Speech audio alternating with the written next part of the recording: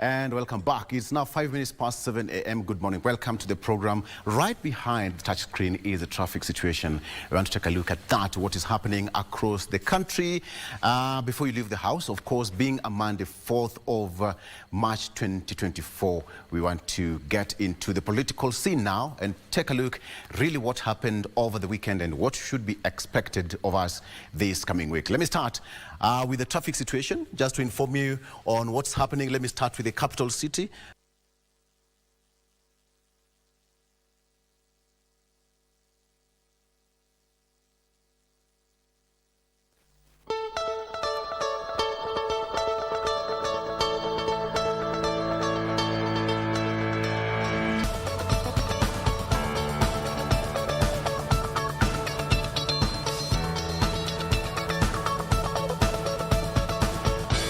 I have got David Sankok, who is a member of Parliament, East African Legislative Assembly, joining me on set. Mheshimiwa, good morning. Good morning, sir. It's been a while. Yes, Victor. How is Arusha? Arusha is the best. How is your accent not changed? That's the question. Nianze kuongea Kiswahili. Yeah, we expected a change of accent. Kiswahili sanifu kabisa. Kiswahili murwa. Kiswahili ndio hiyo sasa. Yeah, like it's okay. Everything is okay. Yes. I think we are doing well. And if you allow me to take this early opportunity, Karibu. To welcome with both hands the East African Legislative Assembly members of Parliament who will be sitting in Kenya for the next 3 weeks, because normally our Parliament is in Arusha, but because we are in charge of the 8 countries of the East African Community, Yes. We do rotational. Sometimes we go to member states and have a sitting in their respective parliaments.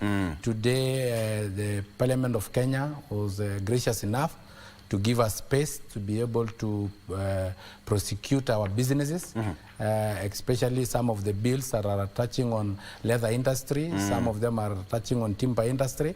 Some are also touching on our possibility of having implementing the monetary union pillar of the East African Community Treaty, of having a single currency. So we will be very busy in the next 3 weeks. So I want to welcome my colleagues, members of Parliament from the Republic of Uganda, Republic of Rwanda, Republic of Burundi, the Democratic Republic of Congo, the United Republic of Tanzania. Welcome them to Kenya and tell them, please enjoy our city in the sun. Also, don't forget to visit our Nairobi National Park, which is just the only national park within the city. And also, don't forget to visit Masai Mara, in Reserve, Amboseli and Savo, and other tourist attraction sites that are within Kenya, Mount Kenya, Mount Elgon.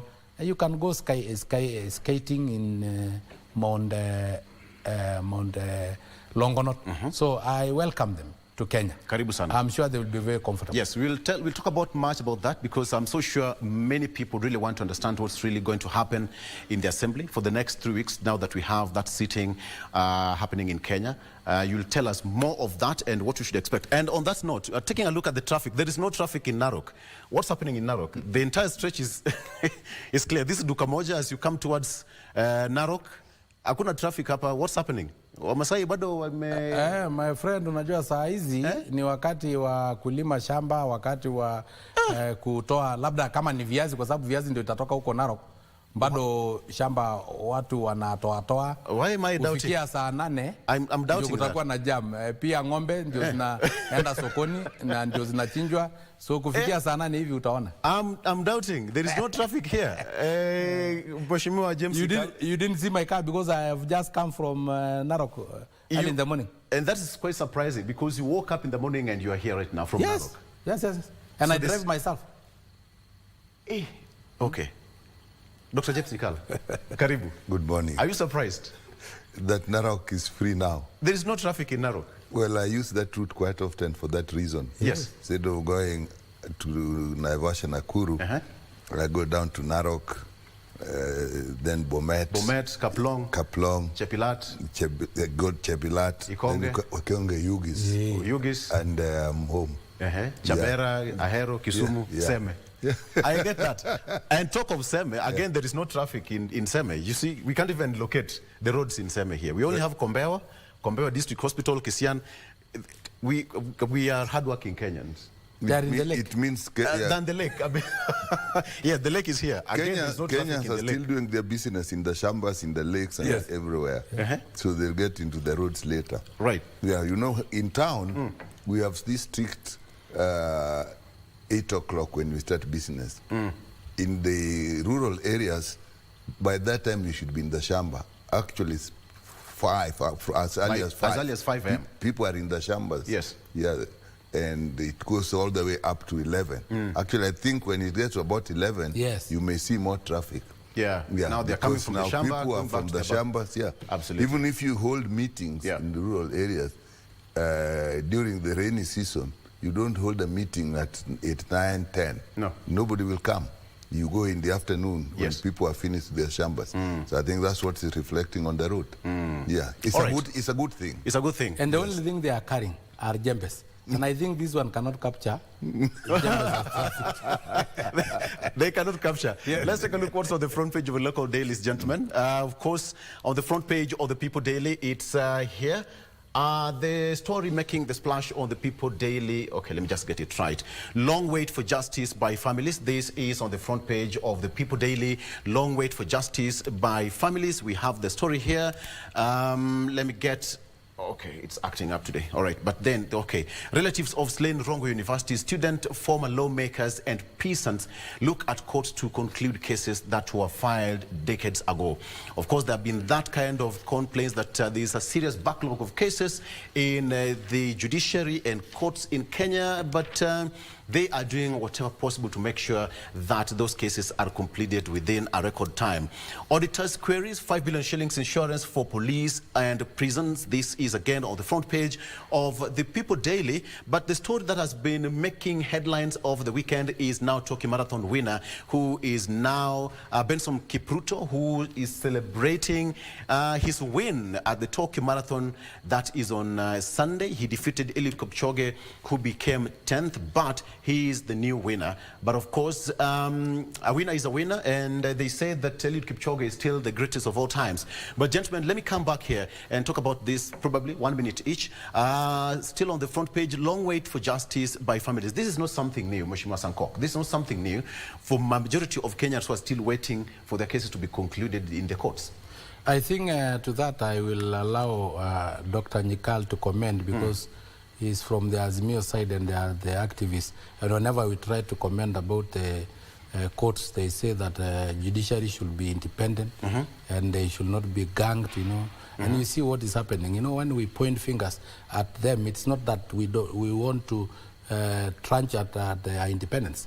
We want also them to be independent, but also to work, so that at least such families can get justice. According to the People Daily, it says that some cases go back, they filed decades ago. Away. So decades ago would even mean 30, 40 years. Yes, and that's why I will allow Honorable Dr. Nyikal to comment. They are the activists that are normally telling us, Kenya Kwanza, shut up your mouth. You are destroying the independence of the judiciary.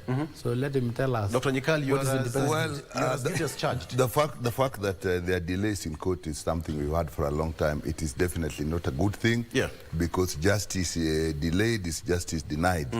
But what my colleague is saying is a totally different issue. Our worry now with the Kenya Kwanza government in their relationship with the courts is the desire they are showing of ignoring court orders. Now, that is a totally different issue. That is actually so much more basic than the delay, because it means that even if you go ahead and get the case determined, nobody will obey it. And if it is being done at executive level, then the whole justice system. So we definitely, we come out to protect systems. So he is calling it activism. If that is what it is, so be it. But systems must be protected so that they work. When they don't do a good job, we say that also. When we think they are being harassed or being gagged, we say so too. So in the world, in life, there has to be moderation on everything. You can't be absolute. So in terms of them not delivering justice in time, that is not acceptable. But in terms of them being gagged, or people, that's even worse, of people not obeying court orders, particularly the executive, that is where our problem is. So I agree that this is something we should. If they give them, when the Kenya Kwanza government gives, they'll give them more money. We support that. But it is the intention. Sometimes in life, it's not what you do, but your intention. And, you know, the devil can cite scripture for its purpose. So if you are giving money because you want favors, that is called a bribe. But if you are giving money to facilitate work, that is desired. So sometimes we are worried about their intention. Because when you give money, you don't now say, now that I've given you money, you know, now you have to look at my issues differently. That will not be accepted, and that will be active against. But they should be given more money so that they can employ more magistrates, they can employ more judges. That is necessary. And even the administrative facilities should be improved. In fact, we even need more courts. You know, there are some places where people travel long distances, like in my constituency. People go over 20, nearly 30 kilometers to go to a court. You then find that in that kind of situation, even people, witnesses, don't want to go. So cases are postponed because the witness didn't come up. Investigations are not done because the DCI, the police systems are also far. So I agree when he says they give them more money to improve the work, yes. But if they give them more money so that now, even if they don't abide by what they say, the answer you're given is a difference between a desire and a bribe. You know,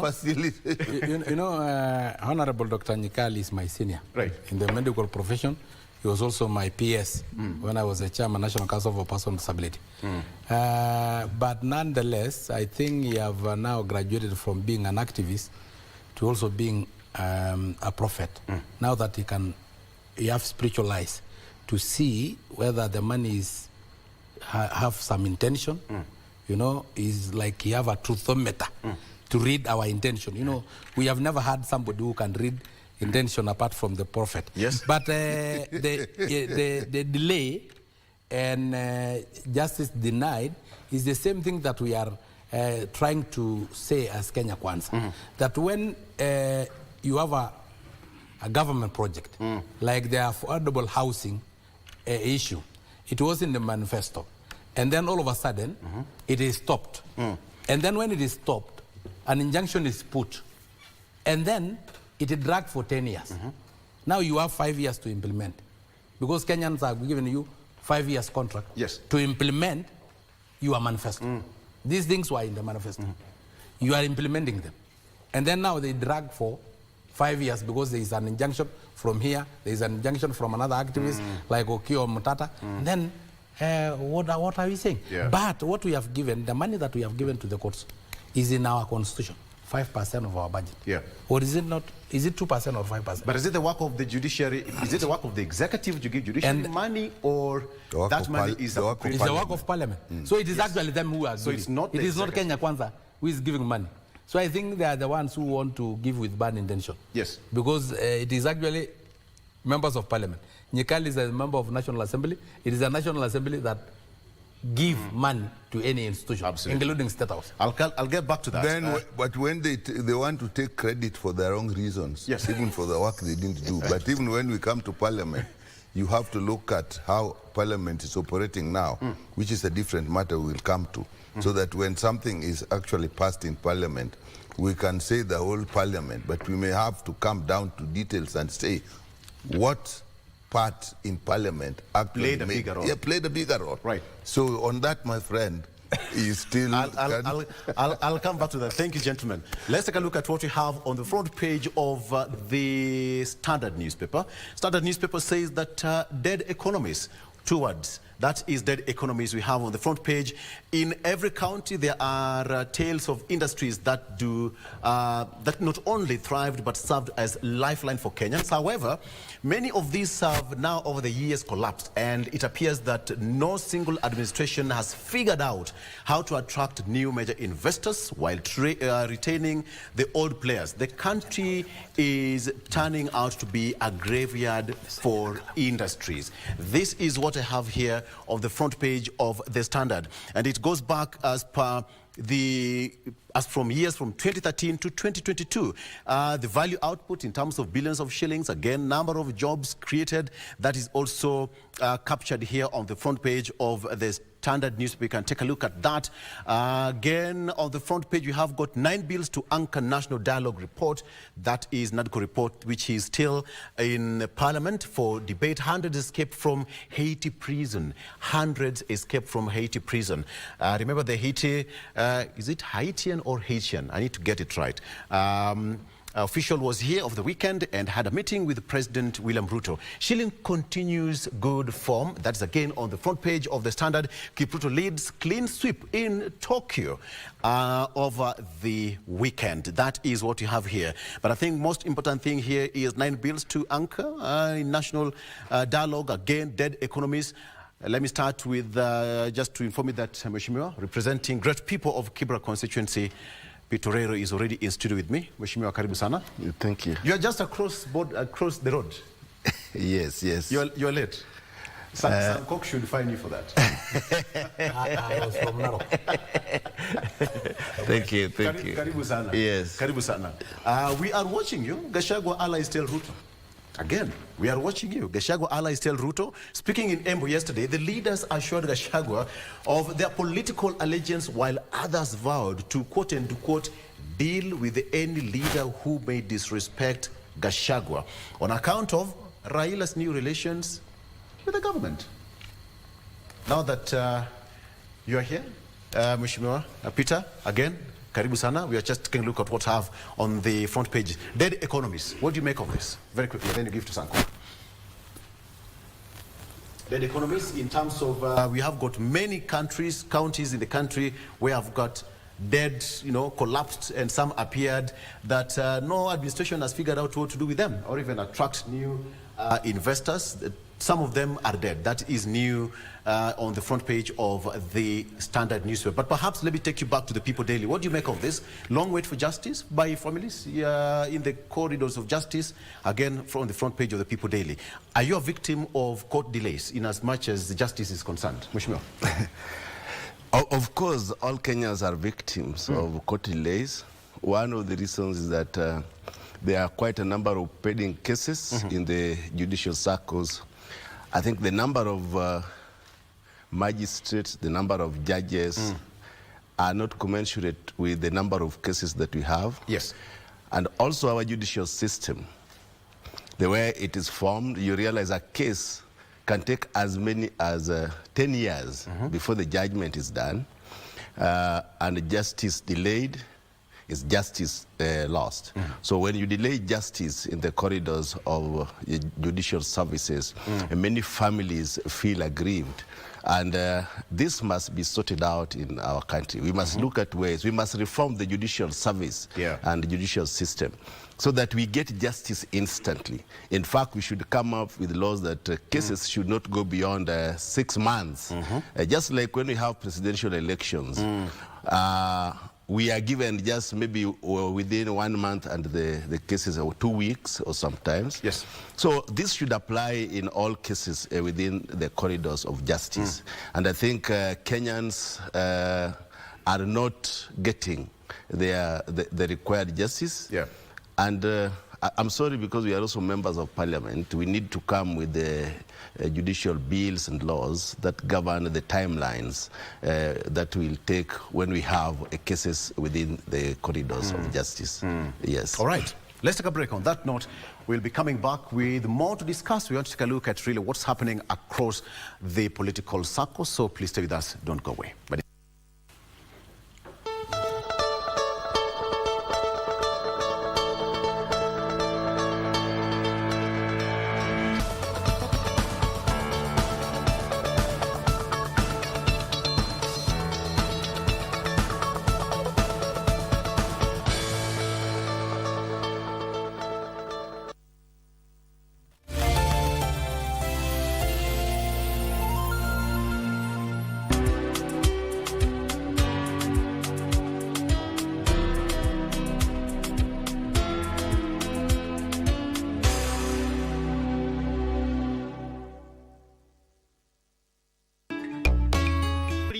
then your IQ is not functioning. Sitagi sina na sitagi.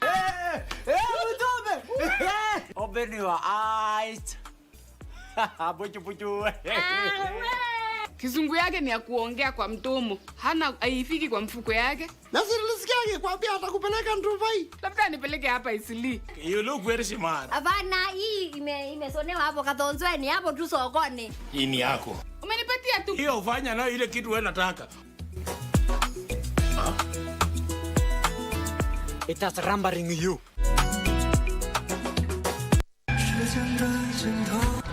这个就是你说的实际的东西吗？是的，我也有理论，但不是玄学，都是经过大量的观测总结出来。那是孔子。孔子，果然在这个里面，时空还有人民都是错乱的，不过就是个代表而已。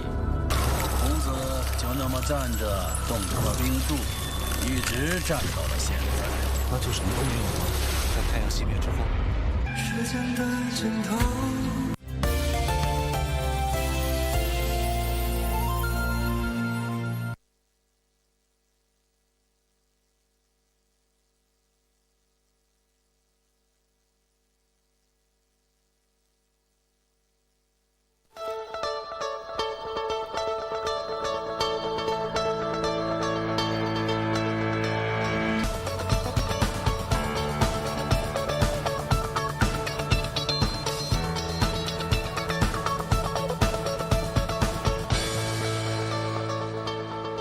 You're still watching Good Morning Kenya. Now, let me take you through the front page of the Daily Nation. What we have here on the front page of the Daily Nation, senators move to corner governors. This is what we have making the splash of the Daily Nation. We have got Kiambu Senator Karungo Thangwa, who is behind the new push by the House. It says that senators and governors are headed for a major clash over a new proposal by the lawmakers to have county chiefs appear before the Senate plenary to answer questions about their counties.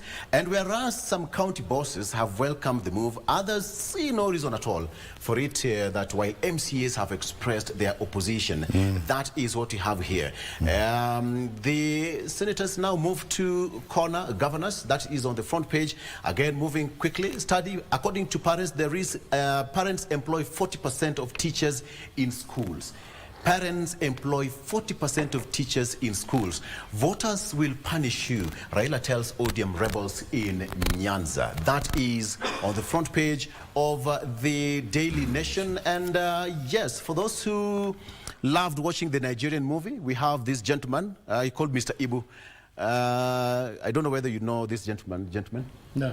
Yeah. Mr. Ibu was one of the comedians who made over 200 films in Nigerian movie Nollywood, passed on at the age of 62. He's also toured Kenya several times in his 12 comedy industry. He passed on over the weekend at the age of 62. So the industry has lost a legend. But coming back home, the move by senators to clip the wings of governors, what do you make of this? Let me start with you, Mheshimiwa Sakok. There was a question, first of all, you had asked about the Standard newspaper. All right. About the net economies. Okay, let's go back there. And I see this one as a screaming headline, as usual, because the economy in the world, we know what is happening. Some companies are going out of business, others are coming in. We have Twitter have been collapsed into X and so many others, you know. And in Kenya, we have maintained companies that employ so many people, Kenya Airways, for instance, Safaricom, for instance, while others do collapse just like any other economy. So it should not be a dead economy to our own country. It is actually worldwide, and it is all over in so many decades that companies form, others collapse. And then coming to the other issue of we are watching you, you know, it was in the Standard, you had asked that question, we are watching you, Kashagwa allies tell Ruto. And, yes, yes. I'm sure it is irrelevant to this issue of Raila going for AU. And I can tell you, my friend Victor, that all Kenyans are supporting His Excellency, the Right Honorable Raila Odinga, Guam for the AU chairmanship. For two reasons. One, is a Kenyan like all of us. Two, is more qualified. Is the only soul alive that I see can carry the aspiration of our Pan-African forefathers of uniting Africa into the United States of Africa. Yes. So all of us agree on that. And again, all other regions in Africa, the Western region, the Southern region, the Northern region, and the Central region have gotten that opportunity of leading the African Union Commission. It is now the turn for the East African region. And the only person who have come out and campaigned from the East African community is Raila Odinga. So for us as Kenyans, it will be unpatriotic for any of us not to support. It is not saying that there is a handshake. No. In but fact, this sounds a bit harsh when I think it was just Gachagua allies now telling Ruto. And let us not say Gachagua allies. Let's quote individual because they have their own names, and those are politicians elected by the people. So it is their own opinion. It is not the opinion of Kenya Kwanza. It's not the opinion of Gachagua. It's not the opinion of our party. But for us, in fact, if there was anybody who had an opinion about Raila, it is me. Because Honorable Nyekal here and the member of parliament from Kibera, all of them voted for me so that they can deport me too. Now it is my turn also to deport Raila to Addis Ababa so that all of us can leave the local politics. And you know what will that do to our 2027 political equation? It will solve that reminds me of what Senator Sifuna asked. You are deported to Arusha. What are you doing in the village? But you know, I was deported to Arusha as a politician, isn't it? As a member of parliament. So you also still I can do politics. But if we deport Baba to Addis Ababa, as a leader, so he can still do politics. The AU treaty will bar Raila Odinga from any politics, not only local, but any politics. But and that why will solve our 2027 political equation timely and positively. This is more than Kenya Kwanza and Azimio. Why are Gachagua allies now jittery about? President William Ruto had to support, Raila Odinga's candidature either way. I mean, there is no way you'd expect Raila Odinga to go for that vote in Addis Ababa, yet back home he doesn't get that vote. In Kenya, coalitions are actually like marriages. Yes. So Kenya Kwanza is like a marriage. And my grandmother, when she got very old, she went and looked for a wife for my grandfather. Nowadays, the ladies who are married, if you bring another spouse, it will be court case, it will be sarakazi. So it is now you to judge whether this marriage is a marriage that accepts others to come in, or the marriage that do not. Yes. It's an opinion, individual opinion. What do you make of this? We are taking very many things at a go, so I don't know. We started with dead economists, then we have senators, and we have now watching. He's just jumped on that. He jumped on that. Because those two are also very important because of their, in terms of policy and principles. But let's say the Ruto allies and Gachagua. That's a problem within them. And I think there there may be a worry about Ruto-Raila relationship. So what it tells me from far is that within the system, although my colleague is saying they are very happy that they want to support Raila in the AU bid. Now, if there are people, there must be people who now are not supporting, because if that were not so, then there would not be this difference. So once again, what you are seeing is saying what people don't mean, which is very bad in governance. But the other element is that Vice President Gachagua has actually been overboard on many issues, like everything between Raila and Ruto. What he sees is handshake. He has this phobia for handshake. I think when he dreams of handshake, and nobody has talked about handshake. So probably he's seeing it in that light. And then there are people are trying to bring him back. The other things has done that it's not good for the country, and I hope that they were also seeing it that. Like when he keeps saying the issue of shares, and even when people try to remove him from that, it still comes back, not realizing that once you are in power, whatever means you get to power, you actually take care of everybody. So I think the Ruto Gachagua issue within Kenya Kwanza, that those are two elements. But there's a third element. Maybe within the Kenya Kwanza itself, they are also having succession issues. Now, maybe they're seeing Gachagua has been openly and very forcibly saying is the kingpin, trying to unite. Again, if you look at it, somebody who is a vice president and is so preoccupied with uniting one part of the nation, it gives you the impression he's uniting that part of the nation against another. Yes. Now, again, maybe that kingpin thing is giving problems within the Kenya Kwanza. So in all, the issue is within the Kenya Kwanza politics. So we'll watch how they're dealing with themselves. Their own in-house thing. What do you make of this? Now that, let's come back to the headline. Dead economies. Dead economies. They were talking about counties. Yes, they're talking about counties that in every county there are tales of industries that are not only thrived but served as lifeline for Kenyans. However, many of these now over the years collapsed, and it appears that no single administration has figured out how to attract new investors while retaining the older players. The country is turning to be a graveyard of industries. Kikomi, for example. That is actually historical. I think what they are talking about there are even before devolution, within the counties now, in those regions, there were industries that were really thriving. You have just talked of one, which is the cotton industry and the Kikomi, for example. You had Kikomi in Kisumu, you had engineers in Dere, in Homa Bay, in Kindu, that was dealing with cotton. And that is not working well. You have the sugar. Sugar is not thriving as well as it was thriving before. Even if you take Western Kenya, for example, the lake, the industry in the lake, the fishing industry, that has come a little bit.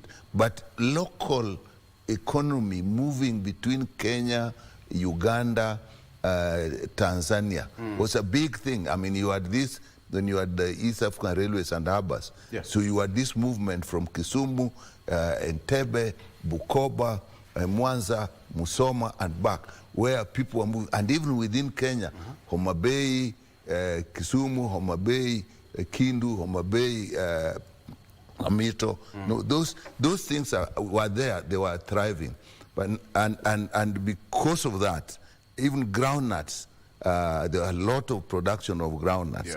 But the groundnuts have not reached a point that we had industries, but it should have by now. So what they are saying is, in my view, is that the counties should have now invested in those industries that were working before and even brought in new ones. Because even if you come to the tea and coffee, there are a lot of issues around them. And these are things that were really very important and important for the economy in the whole country. My comment on all these, there's a bigger issue. I have always said that, to me, the devolution has not been implemented as well as we could have done, even in terms of funding. You know, we have always said on our side, if I refer to my friend here, on our side, that there should be more money given. And we want it by law, because right now it just says not less than 15%. But you could give more, but we don't give more. Then we are tied to that 15% is also tied to audited accounts. What we want is actually more money, so that it goes and then can resurrect these economies. We also have a problem of actually utilization of the money. I think yesterday or so, there was an issue of how much of the money has been absorbed. But particularly how much money is going into development. A lot of the money that is going to the counties is going into recurrent, particularly staff emoluments. And this is again, there's a historical element. How did we devolve human resource when we had a national government and then we moved to counties? In fact, if you go to counties historically, you will find that there are staff there that belong to the national government, there are staff there that belong to the local authorities, there are staff there that be now employed by the counties, sometimes under political pressure. So you find that we didn't do very well in devolution in terms of transition authority. Yes. Human resource, I don't think the transition was done very well. Even resources itself, even these industries we are talking about, had we done well, in my view, in terms of transition, we would have flagged them out so that when the countries are now doing their integrated development, the documents, the IDPs, then they should have been flagged out for them. But let me ask you, so, in other words, we just have to go back and look very seriously at devolution, give them more money, support the national government. There is what I don't like myself. There's an adversarial relationship between county government and national government. That's totally unnecessary. It actually should be a cooperative relationship, because the national government has nearly over 100 years that structure has been developed. The counties are developing their structures within just 10 years. So definitely there are a lot of experience that needs to be moved. And even the structures in the counties, some of them were inherited. So they still have vestiges that are in the national government that need to be sorted out. But in this case, so it's a serious matter. You've had that discussion that the Ministry of Health is now trying to bring that discussion where health should now be reverted back to the national government. Have you had that discussion in the corridors, Mheshimiwa? Now let me tell you that. Hold that. Okay. Mheshimiwa, do you think that this is just a matter of priorities? A matter of priorities, that each county government, perhaps they should have a conversation that if you're a governor, these are some of the projects that were there way back in the days. For example, Kikomi, we have got, Miwani, we have got, do we have any industry in Masai Mara, in Narok? Yeah, there were a lot of industries. Some of them have gone, some of them are still. Exactly. Then do you think that governor should be given that mandate and direct communication that, hey, you are the governor now, there is money. Please make sure that some of these industries are up and running, because you'd imagine the number of people those companies used to employ. Mheshimiwa. I think Kenyans, we have not understood why devolution came. Because the idea behind devolution is to bring governance closer to the people. Right. Not just political governance. We need economic governance. And everything revolves around both economic and political. And the mandate of the governors, I think they have not really understood, because they should govern those counties independently. They only cooperate with the national government in certain areas. But again, the leaders, those who are in leadership, have not accepted that this country is now completely devolved. Because if they were to understand the aspect of devolution, then they need to support the governors to spur developments in those areas. And governors, last week you were in a county where we were attending investment forum, caucus. The ideas that those counties have to bring industries, to bring what can spur economic development.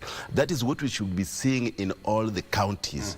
They must have independence in terms of priorities, industrial priorities, what they can develop as governors.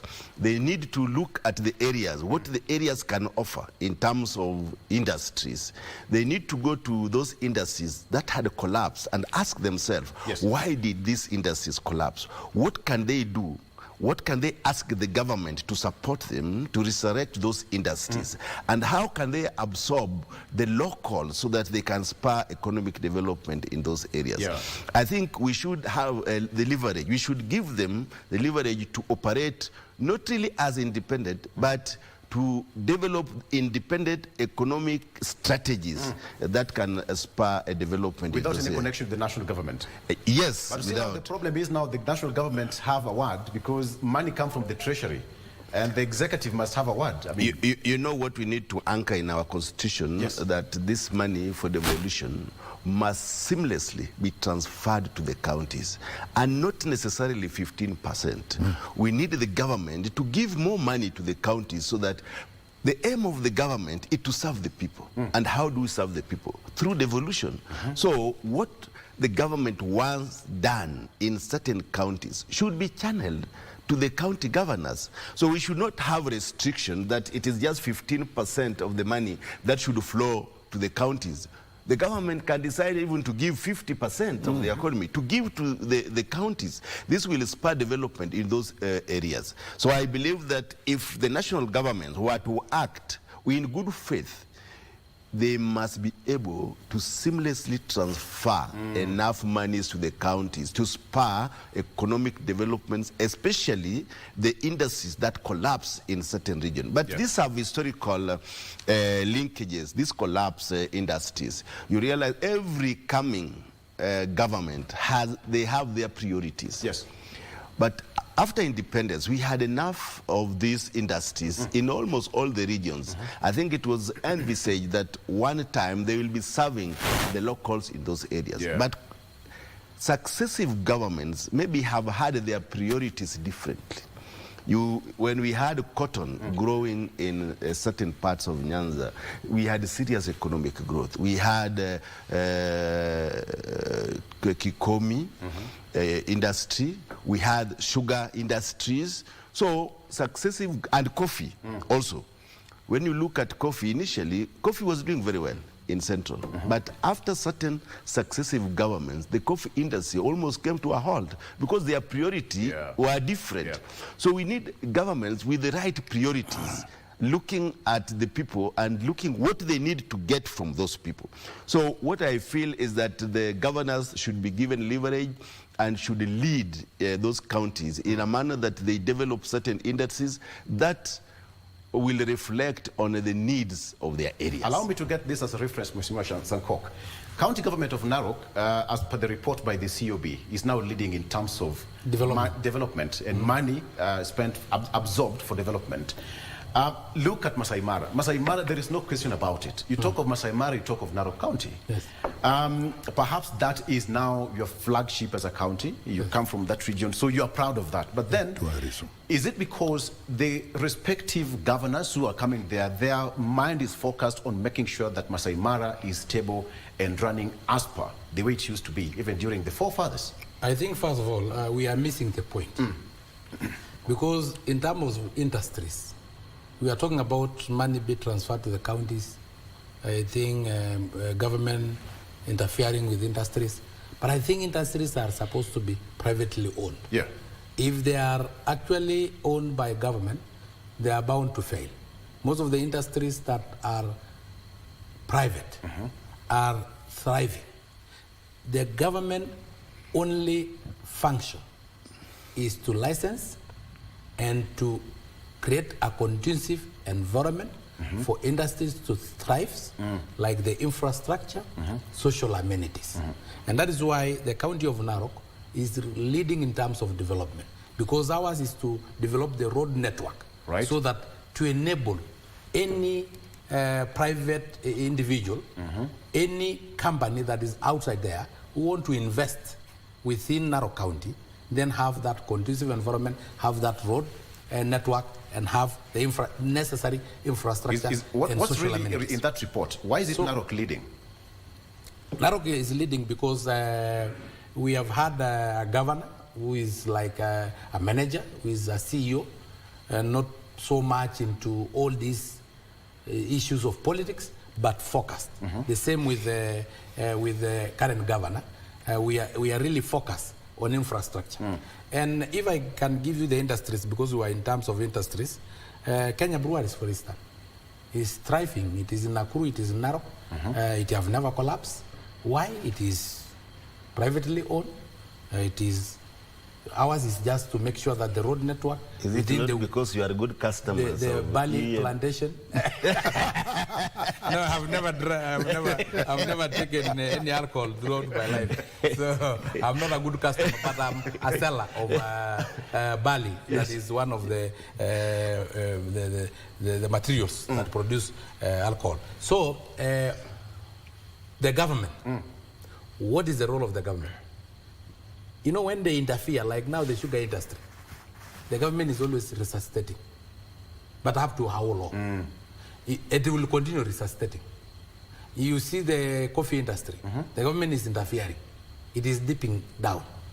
You see industries that the government don't interfere, like the Kenya breweries. I've given one example of Kenya breweries, like maize millers, like the wheat millers, who are producing for us all these commodities. The government is not interfering. It is going on well. Like the meat industry, the government is not interfering. The role of the government is to make the conducive environment, infrastructure needed, look for market outside of our commodities, and then that is it. Create a conducive environment for industries to thrive.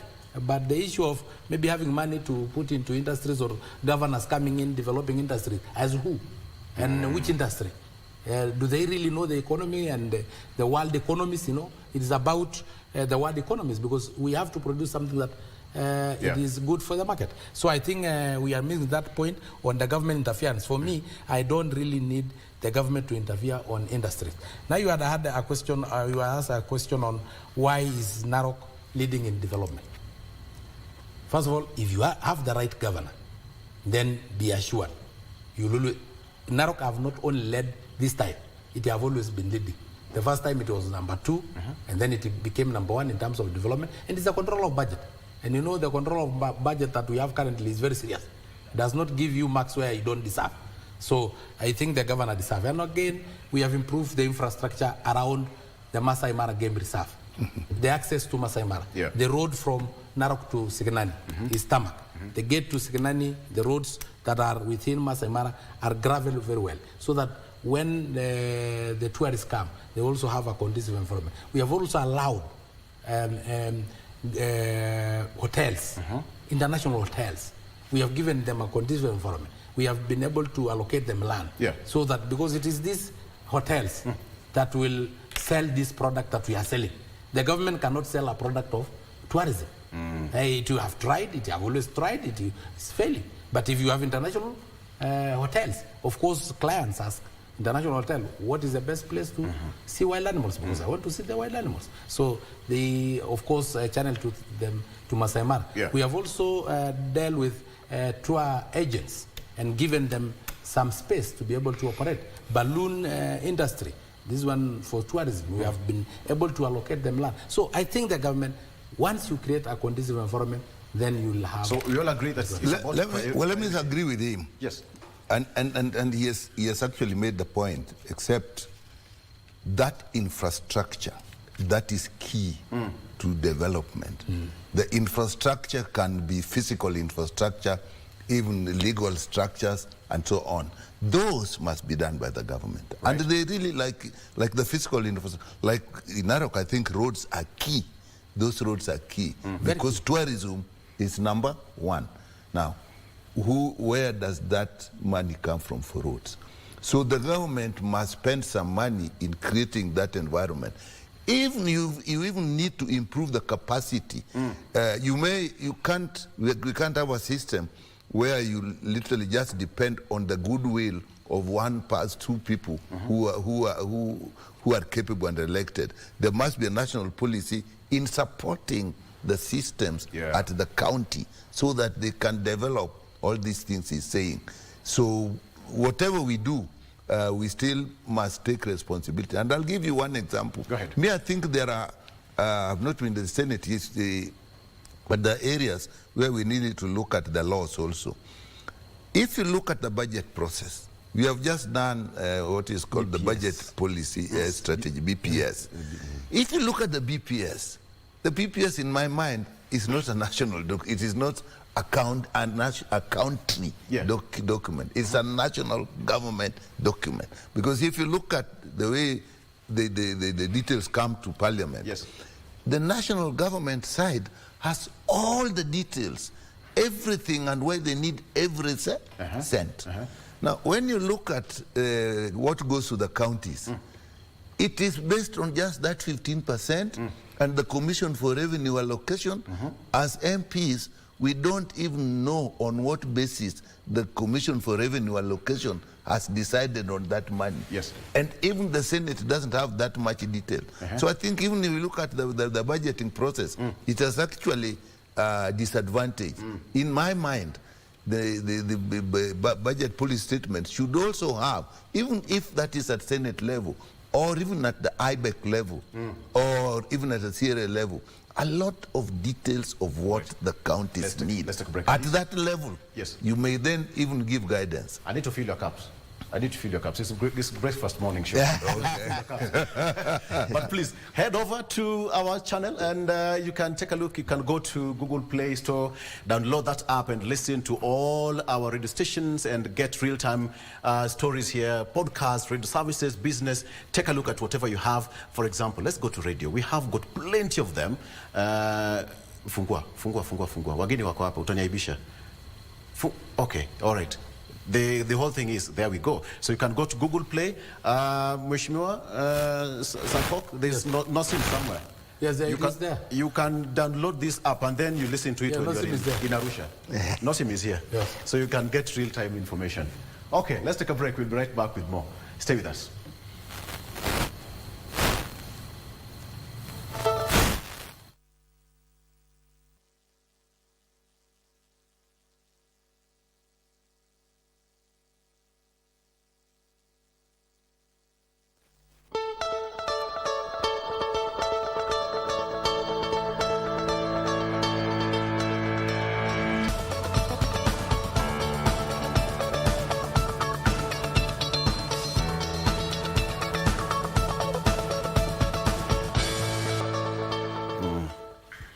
All right, welcome back. Now we're taking a look at what's happening across our borders. Now, on the front page of our local dailies now, there's that issue of the Senate moving to clip powers of governors. Mheshimiwa Sankok, you say you want to channel that? I think this is Senate. In our constitution, it was actually misadvised, the formation of the Senate, if I may say. But I'm sorry for those senators. But it is actually like an amorphous political NGO. You really don't know where it hangs in. Because if now they summon governors to appear before them, what will the county assembly do? If the oversight what the governors do, what will the county assembly do? Why do we have county assembly members who are also members of parliament, but a lower parliament than the National Assembly? National Assembly, I had Honorable Nikal talking about a detailed budget, BPS. But remember also, the same budget will go through to the county assembly. As detailed and all those BPS, the county assembly members are supposed to go through it because that is another level of government. So I think for me, I will not support governors appearing before the Senate to answer which questions. Even if they answer which question. Which budget of the county government do senators pass? Apart from the, is it horizontal, you know? The horizontal division. Where we say national government have this, the county government have this. Yes. Their work stop at that. Then the county assembly pick up on what is allocated to the individual county governments. And then the National Assembly pick up what is allocated to the national government. And then from there, they can now be able to divide the budget horizontally. Is it horizontally now between... There's the vertical, yes, the which vertical comes from the division of revenue. Yes. And then it goes to the Senate, which is then the now the horizontal one is then the one that goes to the National Assembly, so that they divide the budget in terms of, allocate the budget in terms of ministries, departments, in terms of the 3 arms of government. And then the ones that goes to the county government, the county assembly take the budget and horizontally now divide between their own ministries, between their own maybe county assembly allocation, and so on. So the Senate only come in the vertical division. National government this, county government this, and then their work stop at that. So I really don't see what the governors will come and do. How will they appear, and what question will they be answering that they will not answer when asked by a county assembly But members. of course, Mheshimiwa Orero, senators would argue that they do the oversight role over the county bosses. What about the MCS? Of course. And then, yes, that has been a bit of a bone of contention between the MCS and the senators. Yeah, I think they have, the roles are duplicated. Yes. We have a duplication of roles, and they have been doing up to a certain level of oversight over the governors. We have each county as a senator, which also has an oversight role. But basically, the governors, the role of oversight for the governors should be done by the MCAs, because that is also a government of its own. So the budgetary lines should be approved by the MCAs, just like in the parliament. We look at each department, look at the budgetary lines of each ministry. The same, the governors also have budgetary lines for the respective ministries or departments. And this role should be left for the MCAs because they also have a level of knowledge of what is required within their system. So I think when they want the governors to come and appear before them in a plenary, I think they are missing the point, because already we have the legislations governing the oversight roles that they provided to the governors and other oversight roles provided by the MCAs. So we need to strengthen the capacity of the MCAs within the local authority so that they can offer effective roles within their system. If we don't strengthen their capacity, that is when we have those gaps, the gaps that maybe the senators can now want to leverage on. But if we strengthen their capacities, then we will not have such gaps. And I think we also need to relook how we define the roles of the senators within the counties and also within the Senate at the national level. But the only thing that they cannot do, Mheshimiwa Nyikal, is that MCS cannot summon a governor to answer questions before the county assembly. I think, in my view, what we are looking at is strengthening the county assemblies. You know, when the Senate starts to feel like there's something missing that should be done in oversighting the governors, the question you are putting is then, what is the role of the county assemblies? And I think we need to strengthen it. If you ask me, in my own view, first of all, the county assemblies, their money, the money that they use for managing the county assembly should actually be directly under the speaker of the county assembly and not the governor, because then there is conflict of interest. You cannot, it is difficult to oversight somebody who is feeding you. Exactly. Yeah, so that is one thing we should do, so that they have that. And then it is the county assemblies that actually work on their programs and their budgets, the details of their budgets.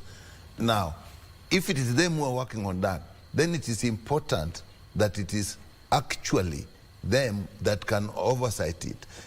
When we come back to the budget process, maybe a little more detail, the vertical division National Assembly does, so that you get what remains in the national government that the national government will deal with. Then you have what goes to the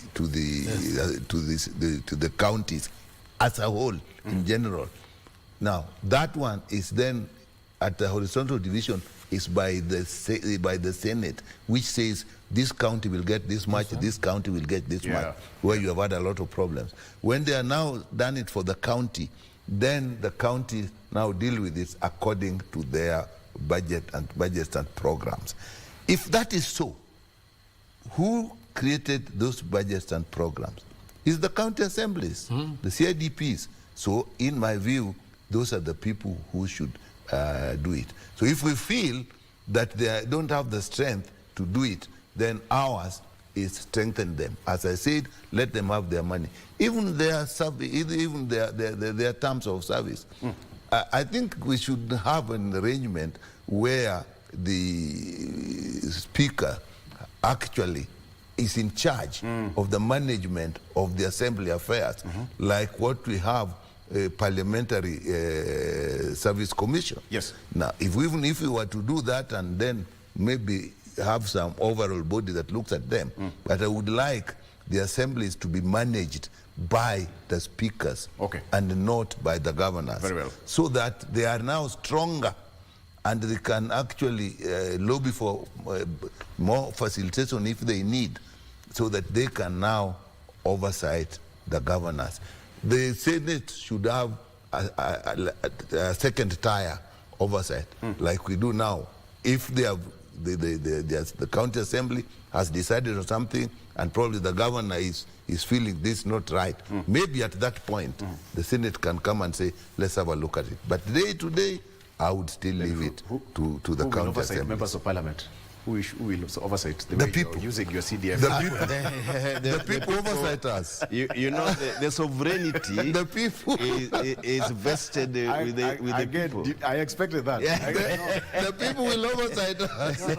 But remember, we are only patrons. No, it is we are only conflict of interest. No, you know, if they answer that question of yours, conflict of interest. Let me give Mr. Rero Kidogo. Mheshimiwa, go ahead. Yes. You said who will oversight you? Of course, power belongs to the people. The people.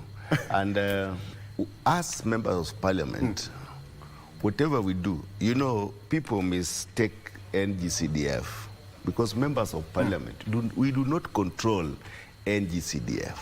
They have a board. Yes.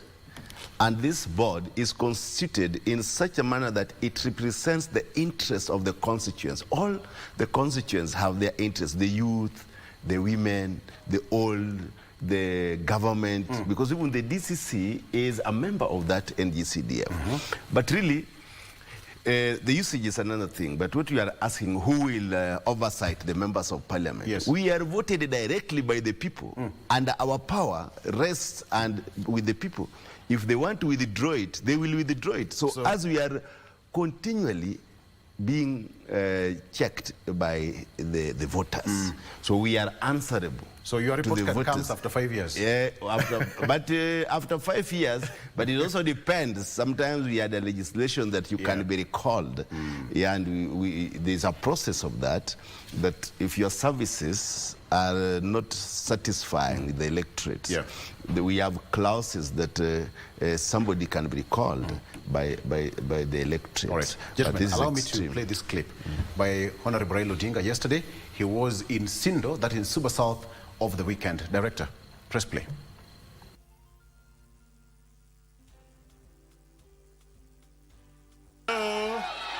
It is here where the ODM chief and his lieutenants castigated a section of Kenya Kwanza MPs who they say are attempting to shift their stand on the contents of the Finance Act. Now, you remember when they were doing campaign, they were talking about returning GMR, guaranteed minimum return. That language has actually now disappeared. Now, I was shocked and surprised to see some members of parliament from the region who voted for that bill now rising up and opposing the implementation of that bill. Odinga slammed Suba South, a member of parliament, Karoli Omondi, for allegedly backing the government policies and turning a deaf ear to the pleas of those who elected him. But what also surprised me was that the member of parliament for this constituency also voted for that bill. Karoli Omondi, did you send him to vote for that bill? He will then proceed to back the candidature of John Buddy as Suba South MP in the coming 2027 polls. So the big question here is the GMR, the guaranteed minimum returns. Mheshimiwa Sankok, when you hear of that, again, let's talk about what really happens in the National Assembly right now. And gentlemen, you'll agree with me, members of Parliament, that many people are now complaining about the finance bill of 2023. But the big question is, so who are we going to run to? Who is Kenyans are going to run to in as far as this is concerned? Mheshimiwa Sankok. First of all, my colleague here said that he's elected by the people, so it is the people who oversight him. Remember, the president, the governor are also elected by the people, but the National Assembly oversight the president, and the County Assembly oversight the governor. The governor. So they should only say that they don't have a role in CDF. They are only patrons. CDF is very independent on its own. Anyway, guaranteed minimum returns. Of course, Kenya Kwanza promised Kenyans guaranteed minimum returns. And to a high extent, it is being implemented. Because at the moment, every county have an industrial park. What is the work of that industrial park that is being developed? It's for us to be able to guarantee our citizens minimum returns to their produce. Milk, or potatoes, or whatever you produce in your farm. How do you guarantee? If you have an industrial park, will be able to control prices. Not really interfering or micromanaging, but because you can be able to store the perishable goods like milk, like potatoes, like tomatoes, for a certain period of time, as the government also tries to look for you market, and as you also look for a market that give you at least returns that are supposed to cater for what you have invested in such a business. So I think for us, we have really moved to that direction. Myself being the East Africa Legislative Assembly, I had a bill that was passed in Kigali, Rwanda, December, of banning the importation of leather products and exportation of raw leather. And that one is simply trying to guarantee minimum returns to our livestock farmers. Because at the moment, all our hides and skins go to waste, most of it, almost 90%. They are eaten by dogs, they are eaten by hyenas. Yet, we import, like in Kenya, we import 25 million pairs of shoes. In the whole of East African region, we import 91 million pairs of shoes. That one does not include leather jackets, leather belts, leather wallets, and so on, and handbags. So if we ban importation of leather products, as a Kenya Kwanza member of East Africa Legislative Assembly, I've taken the guaranteed minimum returns a notch higher to the regional assembly to be able to guarantee not only the citizen of Kenya, but also the citizen of the East Africa, that they have at least some minimum returns to their products. And once that is banned, you will find that the cows that normally die of drought, like in the last drought, we lose as a country 2.5 million cows. And you know, it is only the meat that become non-edible. It is only the meat that become emaciated, but the hide from that cow is still usable. So at least they will have had returns, despite the fact that some livestock perish because of drought. So for me, I think, to the highest level humanly possible, we have implemented what we promised Kenyans on the guaranteed minimum returns. Dr. Nyikal, what do you make of that? Well, my colleague here is talking in general terms, that the things that if you do, then you will guarantee some return. But generally, I think what this meant and what is technically meant is actually there's some specific financial support that you give that will ensure that whether there's drought or whether there's things, there's some funding that will support the farmers so that they actually get something regardless of the situation. That is normally very specific, and it is in the finance bill.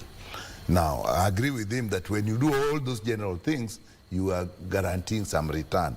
But the guaranteed minimum return is a specific support to farmers that ensures that whatever the situation, there is some financial support they get. That means they will not go to losses.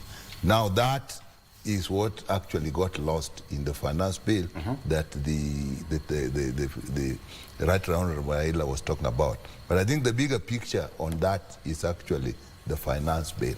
That is, it wasn't just that particular element, it was the finance bill as a whole. It had a lot of, but the main issues that were there really was VAT, and particularly on fuel.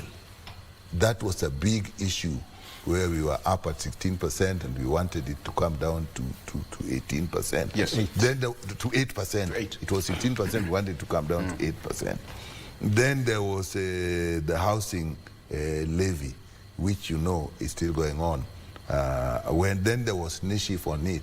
And then there were the exemptions and the taxes that you pay on products in general. And that is, so when you put all those things together, the whole finance bill actually had a negative impact on the income of the people. And at that time, we also had, even now, we still have a big problem of the cost of living, and that was making things worse. And that is what many of us on the Azimio, we didn't want it. But some of us who had moved the other side voted for it. Of course, the Kenya Kwanza voted for it willy-nilly. And sometimes I wonder, my friend is here, whether they actually knew the impact. Now you can see what the coffee farmers and the tea farmers are saying. They're chasing away KRA if they are going to get some taxes from them. Because now it is actually touching on them. This issue politically, actually there were two issues there. The one issue was, do we as a parliament look at the taxes seriously to know what it means to people at individual household level? That is one. I think that then the other issue there, when as coalitions we have studied what it means and have taken a position that we think is in favor of the country, and then some of us then decide to go against it, that is another issue that was raised. Now on both issues, definitely the tax issues are coming back. Remember, even as recently when we were on the housing levy, the affordable housing, remember the court stopped it because of lack of implementation or legal structure.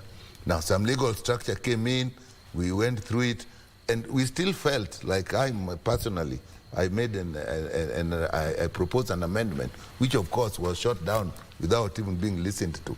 That when there are so many levies that are actually going to a person's income, do we put every levy on the gross? Or is it not time that we should look at, take all the levies, pay as you earn, VAT, pay as you earn, housing levy, NISHIF, and all those. And when you have removed those statutory deductions, then now levy bring in other levies. That was shut down. But the idea of that was, okay, we are going to pay, but when we are paying, let's save the income a little. That was shut down. And I'm sure that is going to come back. Already we are having a problem with the Attorney General saying we deduct it or we don't deduct it. Now we are doing refunds and so on. So even the legal framework we put in without. So my view of the whole thing was, one, the finance bill was an indicator as to whether we, as members of parliament, go do things in a fair amount of detail to protect the people, or when we are guided. And I think this can work both sides. When you are guided to do the right thing, will you do it? Or when you are guided to do the bad thing, do you just do it? Then the question is, Mheshimiwa Orero, then can you undo what Parliament did already? Because it's now coming home to bite. I think... the word has it that in Central things are not okay. I mean, members of parliament in Central have been complaining that some of the taxes are quite punitive on their constituents. Yeah, I think when we looked at that video and you saw our party leader trying to get into the finance bill. Yes. But that was now a political statement because as a party, we were guided and all of us looked at that finance bill and saw that it was not resonating with the needs of the common mwananchi. And therefore, we had some amendments, various amendments, and all of them were shot down because we are looking at those deductions. What are the net? What are people going to get as their net pay? Yes.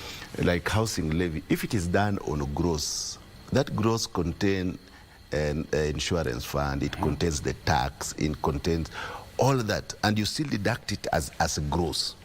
It means that it is quite punitive, and it is a housing levy. It is a levy that is going just for a building and not the immediate needs of the Kenyan citizen. And people argue that really, do we need these houses? What is our priority? Is it the housing or is it the basic needs for people to survive? So I think it has brought a lot of heat, and that is why our party leader came in. Yeah. And the other bit of it, which has also been looked at, it is in the bipartisan, that when you have taken a position in the party lines, and one of your members has now a different opinion, we have mechanisms that will deal with those members that take a different party line opinion. And it has now been covered within the bipartisan bill that is coming in Parliament, that when you have been elected on a party ticket, it is obligatory, it is mandatory that you obey the rules that govern that party line. And you cannot cross within a very short time and go to bed with you are opposing the opponents. I think that is also the other bill. But what we are now seeing, I looked at the Nyeri MP Daktari, when they were in a baraza, and the KRA came about this, to take this coffee. And they realized that they did not read this bill themselves, and they were the proponents of the bill. So it means that it has started biting. And when we move on from now, people will start realizing that the Kenya Kwanza brought a bill that is not even resonating with the backyard. And it has started coming out. People are rebelling. So this bill must be relooked into. It will come a time that it is the Kenya Kwanza which will now, they will come to us to help them look at this bill again. Because now the people are rebelling against them. And they are realizing that they made a big mistake. Now we are looking at a time that this bill can be brought back to Parliament. What will you do? Of course, it is obvious. You know. Will it be time for payback? No. If it is for the people. No, it's for the people, you know. We will support it. We know if it is for the people, we always go by what the people want. No, they'll go as per the party lines. Not our people, of course, you know my area of jurisdiction as a parliamentary member. I come from Kibra, where we cherish democratic space, not like I don't think like any other constituency, because this is where we have the largest informal settlement. And what goes to them, basic commodities, we must look at what affects our people.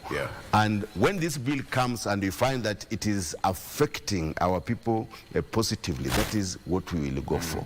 And we need to, as members of parliament, we need to only pass the bills that resonate well with the needs of our people. Prices of commodities, we need to control. The levy, the petroleum fuel levy, anytime we increase the fuel levy, it affects all the other commodities in this country. All right. So if it was 8%, Why would we move it to 16%? Why? They're talking about subsidy. It is not just to subsidize the levy fuel only, but it is going to reflect in all other prices of other commodities. So I think this is where we stand, and as we always believe that we don't want to make a lot of comments on what the party leader said, but he was giving his opinion that as the leader of that party, he expects that as members of the party, we go with the party line decision, especially when it is for the common man. Right. And often, let me just add, often, people may not realize this, there's actually extensive consultation before a party position is taken. So if you want to dissent, dissent at that level. All right. I'm reminded that we have very few minutes. The director has added us some few minutes. Yes. But I'm reminded to ask you this question, Dr. You have been in the health sector, even in the past regimes. But now we have got this government set to meet health workers union to avert looming strike. We've had a bit of some issues with the health sector. What is really happening? Perhaps from your... What is happening? Let me just say simple things that must happen. Yes. Interns must be employed. Because if interns do not, if the doctors do not do internship, they cannot be registered. If they are not registered, they cannot even go into private practice. They cannot even be employed elsewhere. They cannot even leave the country, as we seem sometimes to say. So that must be done. But what is the problem we have now? The problem we have now is actually one of planning. We know every year that how many interns come out. Yes. It's about 1,000. So that's something that should be in the budget. And if you look at it, actually, we just done the BPS, and I saw that there were provisions for employment of interns and registrars. These are the people who ordinarily, the public look at them as they're being trained. But this training is totally different. These people actually work. If they are not there, the hostels where they're working don't run. The first person when you go to a hospital is the intern you will meet. Or registrar. Yeah. Or if you are in a training, postgraduate training program hospital, the first person is a registrar. So they must be paid. So what's happening, we put plan. And in a way, this is something money that actually kind of rotates, because we are not saying if they are employed, then they are employed forever. That's a different issue. Yes. That again, we are struggling with as a country. But every year, the interns leave those positions and the new interns come. Now, here we have a big problem, because right now, the number of interns in the country that are actually employment in the public service and other few institutions that train interns is about 350. There are about over 1,000 of them that are out there doing nothing. Now, you know, when our kids do exams, we carry them up, they've got an A, and then they go and do, all of them say, I want to do medicine, I want to do law, I want to do engineering. Now they go and do medicine, and they finish, and 3 years, they have not been employed. Yeah. Like, I think there's one case of a girl who was the 3rd best in the country, has finished as a doctor, has not done internship. That's like assassinating their future. So I think there is a planning problem.